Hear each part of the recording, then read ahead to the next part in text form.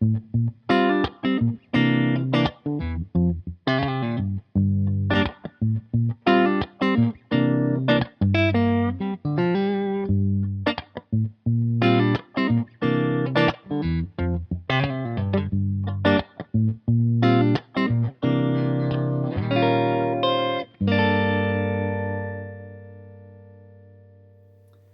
the studio with us today, we have cellist George Young.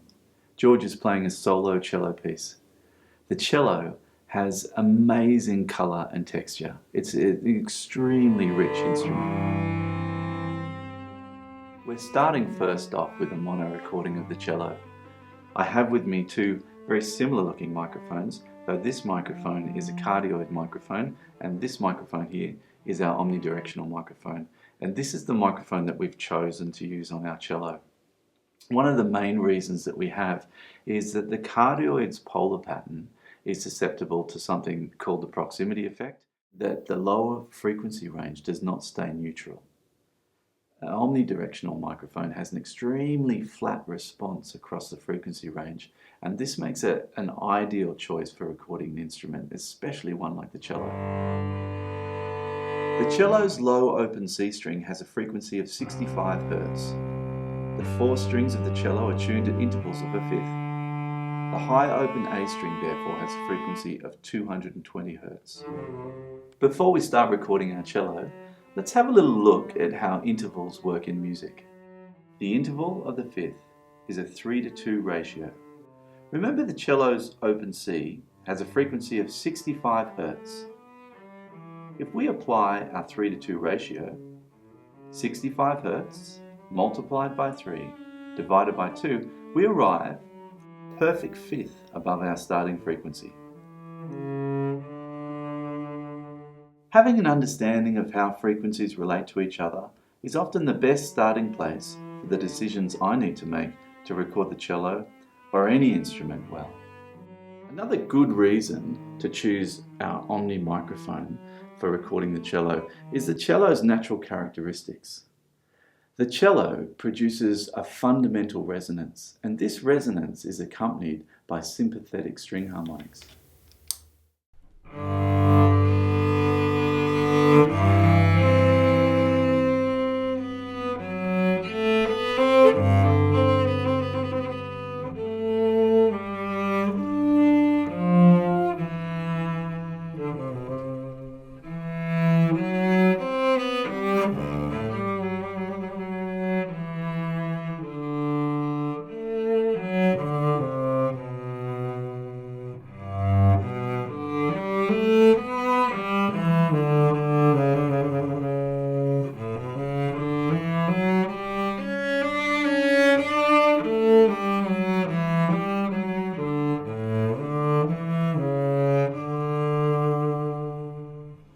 So when you're recording with just one single microphone, positioning is just absolutely everything.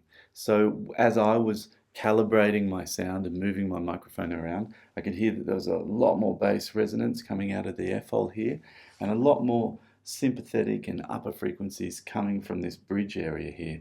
So our positioning of the microphone is very much over this side, and that seemed to be the clearest meeting place of all the frequencies. To use two Omni microphones in a spaced AB pair.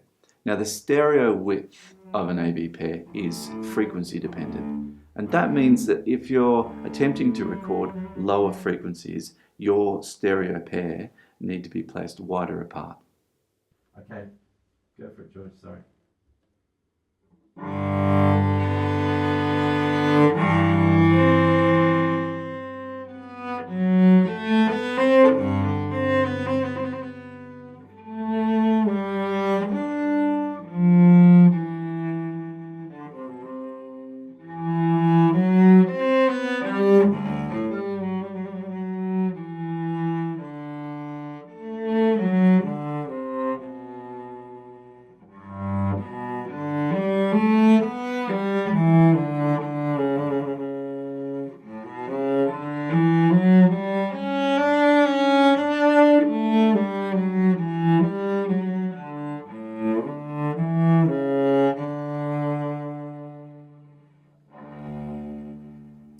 I'm On behalf of Sony Professional Solutions and Underwood Studio, thanks for joining us.